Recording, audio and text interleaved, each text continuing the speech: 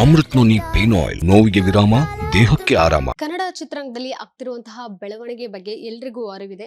ಸದ್ಯಕ್ಕೆ ದರ್ಶನ್ ಅವರ ಬಗ್ಗೆ ಒಂದಷ್ಟು ನಟ ನಟಿಯರು ಅವರ ಪರವಾಗಿ ಮಾತನಾಡಿರುವಂತದ್ದಿರ್ಬೋದು, ಅವರ ಅಭಿಮಾನಿಗಳು ಈ ಒಂದು ಸಂದರ್ಭದಲ್ಲಿ ಅವರ ಪರವಾಗಿ ಇರುವಂತದ್ದು, ಜೊತೆಗೆ ಅವರ ಕೈದಿ ನಂಬರ್ ಟ್ರೆಂಡಿಂಗ್ ನಲ್ಲಿರುವಂತದ್ದು, ಈ ಎಲ್ಲ ಲಕ್ಷಣಗಳು, ಎಲ್ಲ ಬೆಳವಣಿಗೆಗಳನ್ನು ನಾವು ನೋಡ್ತಿದ್ದೀವಿ. ಅವರ ಹೊರಗಿನ ಹೊರಗೆ ಇರುವಂತಹ ಸಾರ್ವಜನಿಕರು ಸಹ ಇದನ್ನ ನೋಡ್ತಿದ್ದಾರೆ. ಜೊತೆಗೆ ಇತ್ತೀಚೆಗಷ್ಟೇ ಸೋಷಿಯಲ್ ಮೀಡಿಯಾದಲ್ಲಿ ಶಮಿತಾ ಮಲ್ನಾಡ್, ಖ್ಯಾತ ಗಾಯಕಿ ಶಮಿತಾ ಮಲ್ನಾಡ್ ಅವರು ಒಂದು ಪೋಸ್ಟ್ ಅನ್ನ ಹಂಚ್ಕೊಂಡಿದ್ರು ದರ್ಶನ್ ಅವರ ಬಗ್ಗೆ.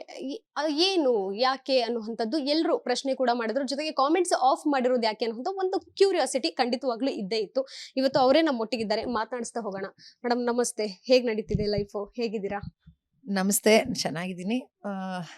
ಚೆನ್ನಾಗಿದ್ದೀನಿ ಅಂತ ಅನ್ಕೋಬೇಕು. ನಿಮ್ಮ ಪೋಸ್ಟ್ ನೋಡಿದ್ವಿ, ಕಾಮೆಂಟ್ ಸೆಕ್ಷನ್ ಆಫ್ ಇತ್ತು. ಎಲ್ಲ ಕಡೆ ಏನಾದ್ರೂ ಒಂದು ಕ್ಯೂರಿಯಾಸಿಟಿ, ಅದು ಮತ್ತೆ ನಿಮ್ಮ ಪೋಸ್ಟ್ ಬೇರೆ ಕಡೆ ವೈರಲ್ ಆಗ್ತಾ ಇರುವಂತದ್ದು ನಾವು ನೋಡಿದ್ವಿ. ಕಾಮೆಂಟ್ ಸೆಕ್ಷನ್ ಆಫ್ ಇರೋದು, ಮತ್ತೆ ಅಲ್ಲಿ ಅವರೆಲ್ಲ ಒಂದು ಅವ್ರು ಏನೇನ್ ಬೇಕು ಅವರ ಅನಿಸಿಕೆಗಳನ್ನ ಅಲ್ಲಿ ಹಂಚ್ಕೊಳ್ತಾ ಇರುವಂತದ್ದು. ಇಂತಹ ಸಂದರ್ಭದಲ್ಲಿ ದರ್ಶನ್ ಅವ್ರಿಗೆ ಸಪೋರ್ಟ್ ಮಾಡ್ತೀರಾ ಅನ್ನುವಂಥವ್ರು ಒಂದು ಕಡೆ ಇದ್ರೆ, ಹೌದು ಬಾಸ್ಗೆ ಸಪೋರ್ಟ್ ಮಾಡ್ತಿದಾರಲ್ಲ ಅನ್ನುವಂಥವ್ರು ಒಂದು ಕಡೆ ಇದ್ದಾರೆ. ನಿಮ್ಮ ಅಭಿಪ್ರಾಯ ಏನು? ನಿಮಗೆ ಗೊತ್ತಿರುತ್ತೆ ಯಾಕೆ ಪೋಸ್ಟ್ ಮಾಡಿದಾಗ ಕಮೆಂಟ್ಸ್ ಆಫ್ ಮಾಡಿರ್ತೀವಿ ಅಂತ.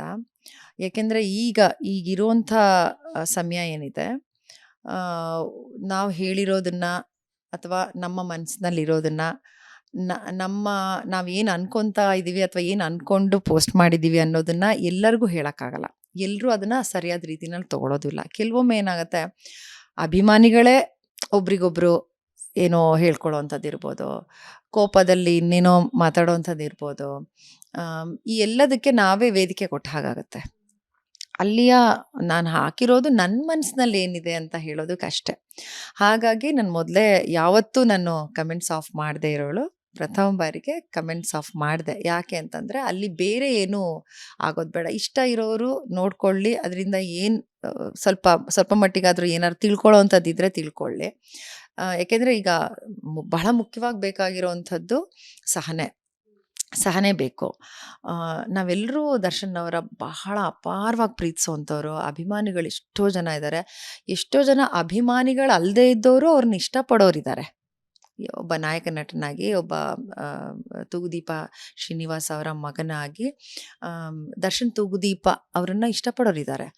ಸೊ ಹಾಗಿದ್ದಾಗ ಯಾರಿಗೂ ನೋವಾಗೋ ರೀತಿನಲ್ಲಿ ನಾವು ಕೋಪ, ನಮ್ಮ ಇದನ್ನ ಸಿಟ್ಟನ್ನ ಇನ್ನೊಂದು ರೀತಿನಲ್ಲಿ ಹೇಳ್ಕೊಳ್ಳೋ ಅಂಥದ್ದು ಆಗಬಾರ್ದು ಅನ್ನೋ ಕಾರಣಕ್ಕೋಸ್ಕರ ಅಷ್ಟೆ.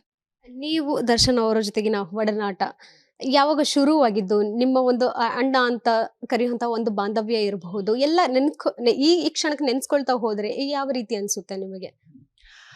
ದರ್ಶನ್ ಈಗ ಆ್ಯಕ್ಚುಲಿ ದರ್ಶನ್ ಅವ್ರನ್ನ ಮೀಟ್ ಮಾಡಿದ್ದು ಮೆಜೆಸ್ಟಿಕ್ ಸಿನಿಮಾದಲ್ಲಿ ನಾನು ಟ್ರ್ಯಾಕ್ ಹಾಡಿದ್ದೆ. ಅವಾಗ ತಾನೇ ನಾನು ಹಾಡೋಕ್ಕೆ ಶುರು ಮಾಡಿದಂಥ ಟೈಮ್ ಅದು.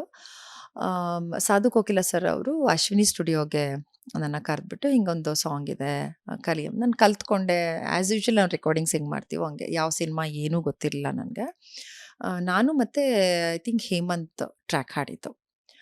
ಹಾಡನ್ನು ಕಲ್ತ್ಕೊಂಡು ನಾನು ಹಾಡೋಕ್ಕೆ ಅಂದ್ಬಿಟ್ಟು ಒಳಗಡೆ ಹೋಗಬೇಕಾದ್ರೆ ಇವರು ಒಳಗಡೆ ಬಂದರು, ದರ್ಶನ್ ಅವರು. ಬಟ್ ನನಗೆ ಅವ್ರು ಯಾರು ಅಂತ ಗೊತ್ತಿರಲಿಲ್ಲ. ಆಮೇಲೆ ಸಾಧು ಅವರೇ ನನಗೆ ಪರಿಚಯ ಮಾಡಿದ್ರು. ಹಿಂಗೆ ಈ ಸಿನಿಮಾ ಹೀರೋ ಇವರು, ಮೆಜೆಸ್ಟಿಕ್ ಸಿನಿಮಾ ಅಂತ. ಆವಾಗ ನನಗೆ ಮೆಜೆಸ್ಟಿಕ್ ಸಿನಿಮಾ ಅಂತ ಗೊತ್ತಾಯಿತು, ಇವ್ರು ಹೀರೋ ಅಂತ ಗೊತ್ತಾಯಿತು. ಬಟ್ ಯಾರಂತ ಗೊತ್ತಿಲ್ಲ. ನಮಸ್ಕಾರ ಅಂತ, ಬಿಕಾಸ್ ತುಂಬ ಎತ್ತರ ಇದ್ರಲ್ವ ಅವರು. ಅದು ಆ ಸ್ಟುಡಿಯೋದಲ್ಲಿ ಅದು ಚಿಕ್ಕ ಅದು ಎಂಟ್ರೆನ್ಸು ಬಾಗಿಲು ಚಿಕ್ಕಕ್ಕಿದೆ. ಅವ್ರು ಹಿಂಗೆ ಬಕ್ಕೊಂಡು ಹಿಂಗೆ ಒಳಗಡೆ ಬಂದರು. ಸೊ ಆ ಸ್ಟುಡಿಯೋ ಇಲ್ಲ ಇವಾಗ. I still remember. ಇದು ಚಿಕ್ಕ ಸ್ಟುಡಿಯೋ ಅದು, ಅಂದರೆ ಬರೀ ವಾಯ್ಸ್ ಮಿಕ್ಸಿಂಗಿಗೆ ಸಪ್ರೇಟ್ ಆಗಿತ್ತು. ಮೇಲ್ಗಡೆ ತುಂಬ ದೊಡ್ಡ ಸ್ಟುಡಿಯೋ ಇತ್ತು. ಸೊ ಕೆಳಗಡೆ ಆಗಿದ್ದು. ಆಮೇಲೆ ನಾನು ಹಾಡಿ ಮುಗಿಸ್ಕೊಂಡು ಆಚೆ ಬಂದಮೇಲೆ ಅವ್ರು ಹೊರಗಡೆ ಎಲ್ಲ ಡಿಸ್ಕಷನಲ್ಲಿ ಏನೋ ಇದ್ದರು. ಮತ್ತು ಒಳಗಡೆ ಬಂದು ಸಾಂಗ್ ಕೇಳಿದ್ರು. ಆಮೇಲೆ ಸಾಧು ಅವರು ಹೊರಗಡೆ ಹೋದ್ಮೇಲೆ ಹೇಳಿದ್ದು ನನಗೆ, ತೂಗುದೀಪ ಶ್ರೀನಿವಾಸ್ ಅವ್ರ ಮಗ ಇವರು ಹೀರೋ ಆಗಿ ಮಾಡ್ತಾಯಿದ್ರು. ಸೊ ನನಗೆ ಅದು ಜಾಸ್ತಿ ಖುಷಿ ಆಯಿತು. ಫಸ್ಟು ಈಗ ತುಂಬ ಜನ ಇಂಡಸ್ಟ್ರಿಗೆ ಬರ್ತಾ ಇರ್ತಾರೆ. ಆ ಖುಷಿಗಿಂತ ತೂಗುದೀಪ ಶ್ರೀನಿವಾಸ್ ಅವ್ರ ಮಗನ ವಾವ್ ಅಂತ ಅನ್ನಿಸ್ತು. ವಿಲನ್ ಅವ್ರ ಮಗ ಹೀರೋ ಆಗಿದ್ದಾರೆ. ಆ್ಯಂಡ್ ತುಂಬ ಹ್ಯಾಂಡ್ಸಮ್ ಆಗಿದ್ದಾರೆ, ಚೆನ್ನಾಗಿದ್ದಾರೆ, ನೋಡೋಕ್ಕೆ ಚೆನ್ನಾಗಾಗತ್ತೆ ಅಂತ. ಅಷ್ಟು ಬಿಟ್ಟರೆ ಮತ್ತೇನು ಅಲ್ಲಿ ಜಾಸ್ತಿ ಏನು ಕನ್ವರ್ಸೇಷನ್ ಆಗಿರಲಿಲ್ಲ. ಆಲ್ ದ ಬೆಸ್ಟ್ ಸರ್ ಅಂತ ಇಷ್ಟೇ ಹೇಳಿದ್ದು. ಅದಾದ ನಂತರ ಒಂದೊಂದೇ ಸಿನಿಮಾಗೆ ಕಿಟ್ಟಿ ಇರ್ಬೋದು, ಅದಕ್ಕೆ ನಾನು ಟ್ರ್ಯಾಕ್ ಹಾಡಿದ್ದೆ. ಆಮೇಲೆ ಲಾಲಿ ಹಾಡುಗೆ ಸಿನಿಮಾಗೆ ಹಾಡಿದೆ.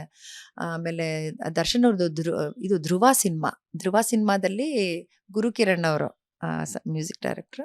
ಅವ್ರು ನನ್ನ ಹತ್ರ ದಿನ ಹೀಗೆ ನನ್ನೇ ಅದನ್ನು ಟ್ರ್ಯಾಕ್ ಹಾಡಿಸಿದ್ರು. ಟ್ರ್ಯಾಕ್ ಅಂದರೆ ಆಲ್ಮೋಸ್ಟ್ ಅದು ಫೈನಲ್ ಈಗಲೂ ಹೇಳ್ತಾರೆ. ಲಾಸ್ಟ್ ಒಂದು 1 ಮಂತ್ ಬ್ಯಾಕ್ ನಾವೆಲ್ಲ ಸಿಕ್ಕಿದ್ವಿ ಗುರುಜಿ, ನಾವು ಸಿಂಗರ್ಸ್ ಎಲ್ಲ ಸಿಕ್ಕಿದಾಗ ಅವತ್ತೂ ಕೂಡ ಅವ್ರು ಅದನ್ನು ಹೇಳಿದ್ರು, ಧ್ರುವದಲ್ಲಿ ನಾನು ಎಷ್ಟು ಚೆನ್ನಾಗಿ ಹಾಡಿದ್ದೆ, ತುಂಬ ಚೆನ್ನಾಗಿತ್ತು. ಬಟ್ ಲಾಸ್ಟ್ ಮಿನಿಟಲ್ಲಿ ಅದು ಇದರ್ ದಿಸ್ ಅಥವಾ ಕರಿಯ ಇಟ್ಕೋಬೇಕು, ಇಲ್ಲ ಇದು ಇಟ್ಕೋಬೇಕು ಅಂದಾಗ ನಾನು ಕರಿಯಾನೇ ಆಪ್ಟ್ ಮಾಡಿದೆ, ಅದನ್ನ ಇಟ್ಕೊಂಡೆ. ಬಟ್ ಇದು ತುಂಬ ಚೆನ್ನಾಗಿ ಹಾಡಿದೆ ಅಂತ ಆಮೇಲೆ ಚಿತ್ರ ಅವ್ರು ಹಾಡಿದ್ರು ಅದನ್ನು. ಸೊ ಹೀಗೆ ಒಂದೊಂದಾದ್ಮೇಲೆ ಸಿನಿಮಾಗಳಲ್ಲಿ ನಾವು ಹಾಡ್ತಾ ಇದ್ದಿದ್ದು ಬಿಟ್ಟರೆ ಪರ್ಸ್ನಲ್ ಆಗಿ ಯಾವುದೇ ರೀತಿಯಾದಂಥ ಕಾಂಟ್ಯಾಕ್ಟ್ ನಮಗಿರಲಿಲ್ಲ. ಅದು ಸುಮಾರಾಗಿ ಹಾಗೆ ಶುರುವಾಗಿದ್ದು ಬಂದು ಗಜ ಸಿನಿಮಾದಲ್ಲಿ ಐದೆಲ್ಲ ಕಡೆ ಹಾಡಿದಾಗ ಆ ಸಾಂಗ್ ಕೇಳ್ಬಿಟ್ಟು ತುಂಬ ಚೆನ್ನಾಗಿ ಹಾಡಿದ್ರು. ಅವ್ರು ಅಷ್ಟೇ ತುಂಬ ಕಮ್ಮಿ ಮಾತಾಡ್ತಾ ಇದ್ದಿದ್ದು, ತುಂಬ ಚೆನ್ನಾಗಿ ಹಾಡಿದಿರಮ್ಮ, ಚೆನ್ನಾಗಿದೆ, ವಾಯ್ಸ್ ಚೆನ್ನಾಗಿದೆ, ತುಂಬ ಚೆನ್ನಾಗಿ ಹಿಟ್ ಆಗುತ್ತೆ ನೋಡಿ ಅಂತ.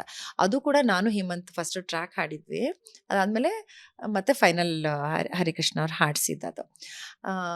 ಗಜ ಸಿನಿಮಾಗೆ ಮುಂಚೆ ಹರಿಕೃಷ್ಣ ಅವ್ರಿಗೆ ಇನ್ನೊಂದು ಹಾಡಿದೆ, ಸೇ ನನ್ನ ಪ್ರೀತ್ಸೆ, ಆ ಸಾಂಗ್ ಹಾಡಿದ್ದೆ. ಸೊ ಆ ಸಾಂಗ್ ಹಾಡಿದ್ಮೇಲೆ ಇದನ್ನ ಮತ್ತೆ ಅವ್ರು ಕರೆಸಿ ಅದೇ ಥರ ಸ್ವಲ್ಪ ಟಪಾಂಗುಚಿ ಸ್ಟೈಲಲ್ಲಿ ಇತ್ತಲ್ಲ ಅದನ್ನು ಹಾಡಿಸಿದ್ದು. ಸೊ ಆ ಸಾಂಗ್ದು ಹಾಡಾದ್ಮೇಲೆ ಸಾಂಗ್ ಹಿಟ್ ಆಯಿತು. ಆ್ಯಂಡ್ 100 days ಫಂಕ್ಷನ್ ಮಾಡಿದ್ರು, ಹುಬ್ಬಳ್ಳಿ ಅನ್ಕೋತೀನಿ ನಾನು, ನಂಗೆ ಕರೆಕ್ಟಾಗಿ ಜ್ಞಾಪಕಲ್ಲ, ಹುಬ್ಬಳ್ಳಿ ಇರ್ಬೋದು. ಅಲ್ಲಿಗೆಲ್ಲ ಹೋಗಿದ್ವಿ. ಸೊ ಅಲ್ಲಿ ಹೋದಾಗ ನಾನು ಮತ್ತು ಇವಾಗ ನಮ್ಮ ಶಾಸ್ತ್ರಿ ಸರ್ ಅವರಿಲ್ಲ, LN ಶಾಸ್ತ್ರಿ ಅವರು, ನಾನು ಒಂದು 2-3 ಬೇರೆ ಹಾಡುಗಳನ್ನು ಹಾಡಿದ್ವಿ, ಅಲ್ಲಿ ಪರ್ಫಾರ್ಮ್ ಮಾಡಿದ್ವಿ. ಸೊ ಬ್ಯಾಕ್ ಸ್ಟೇಜಲ್ಲಿದ್ದಾಗ ಮಾತಾಡಿದ್ದು, ಒಂದು ಸ್ವಲ್ಪ ಜಾಸ್ತಿ ಮಾತಾಡಿದ್ದು ಅಂತಂದರೆ ಬ್ಯಾಕ್ ಸ್ಟೇಜಲ್ಲಿದ್ದಾಗ, ತುಂಬ ಚೆನ್ನಾಗಿ ಹಾಡಿದ್ದೀರಾ, ತುಂಬ ಚೆನ್ನಾಗಿ ಎಲ್ಲೂ ಏನು, ಯಾವ ಊರು ನಿಮ್ಮದು ಏನು ಅಂತ ಹಿಂಗೆ ಅಷ್ಟೇ ಮಾತಾಡಿದ್ದು. ಸೊ ಅವ್ರಿಗೆ ನಾನು ಡೆಂಟಲ್ ಮಾಡಿದ್ದೀನಿ ಅಂತಂದಾಗ ತುಂಬಾ ಶಾಕ್ ಆಗ್ಬಿಟ್ರು ಅವರು. ನಾವು ಸಲಹಿದ ಕೈಗಳು ನಮ್ಮ ನೋವಿಗೆ ಸ್ಪಂದಿಸಿದಾಗ ಆಗುವ ಸಂತೋಷ. ಅಮೃತ್ ನೋನಿ ಪೇನ್ ಆಯಿಲ್, ನೋವಿಗೆ ವಿರಾಮ, ದೇಹಕ್ಕೆ ಆರಾಮ. ಏನಮ್ಮ ಡೆಂಟಿಸ್ಟೇನಮ್ಮ, ನಮ್ದು ಅಲ್ಲೆಲ್ಲ ಚೆನ್ನಾಗಿದೆಯಮ್ಮ, ಹಂಗೆ ಹಿಂಗೆ ಅಂತ ತಮಾಷೆ ಮಾಡಿದ್ರು. ನನ್ನ ಮಗ ಬಂದಿದ್ದ ಆವಾಗ, ತುಂಬ ಚಿಕ್ಕೋನವನು. ಅವ್ನು ಹಿಂದ್ಗಡೆ ಫುಲ್ ಡ್ಯಾನ್ಸ್ ಮಾಡ್ತಾ ಇದ್ದ. ಏನು ಇವನು ಹೀರೋ ಮಾಡಿಬಿಟ್ರೆ ಈಗಲೇ ಡ್ಯಾನ್ಸ್ ಮಾಡ್ತಾ ಇದ್ದಾನೆ ಅಂತೆಲ್ಲ ಕರೆದು ಎಲ್ಲ ಮಾತಾಡಿಸಿ. ಸೊ ನನಗನ್ಸಿದ್ದು ಅವಾಗ ಅವರು ಆ್ಯಸ್ ಅ ಹೀರೋ ಎಷ್ಟು ಸಿಂಪಲ್ಲಾಗಿ ಇರುತ್ತೆ ಗೊತ್ತಾ, ಹಿಂದ್ಗಡೆ ಬ್ಯಾಕ್ ಸ್ಟೇಜಲ್ಲಿ ಮರದಲ್ಲೇ ಮಾಡಿರ್ತಾರೆ, ಅಲ್ಲೇನೂ ಇರಲಿಲ್ಲ, ಮರದ್ದೇ ಪ್ಲ್ಯಾಟ್ಫಾರ್ಮ್ಸ್ ಥರ ಇರುತ್ತಲ್ವ, ಅಲ್ಲೇ ಕೂತ್ಕೊಂಡು ಎಲ್ಲ ಮಾತಾಡ್ತಾ ಕೂತಿದ್ವಿ. ಸೊ ಅವರು ಮತ್ತು ಡೈರೆಕ್ಟರ್ಸು ಎಲ್ಲ ಅಲ್ಲೇ ಇದ್ದರು. ಅದು ನನ್ನ ಮೊದಲನೇ ಒಂದು ರೀತಿಯಾದ ಕಾನ್ವರ್ಸೇಷನ್ ಅಂತ ಹೇಳ್ಬೋದು.